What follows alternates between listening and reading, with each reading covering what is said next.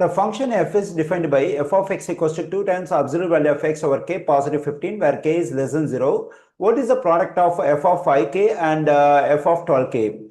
Okay, now let me take the given function in Desmos, that is f of x equals to 2 times absolute value of x divided by k positive 15.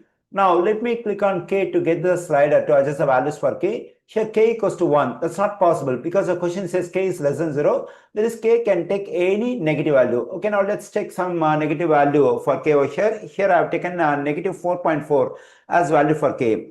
Now let me type the product, that is f of 5k times f of 12k.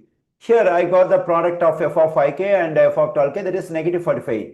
And here we have negative 4.4 as value for k. What if I take some other negative value for k? Let me choose some other negative value for k. If I choose any negative value for k, the product over here is same. Therefore, the product of f of 5k and f of 12k is negative 45.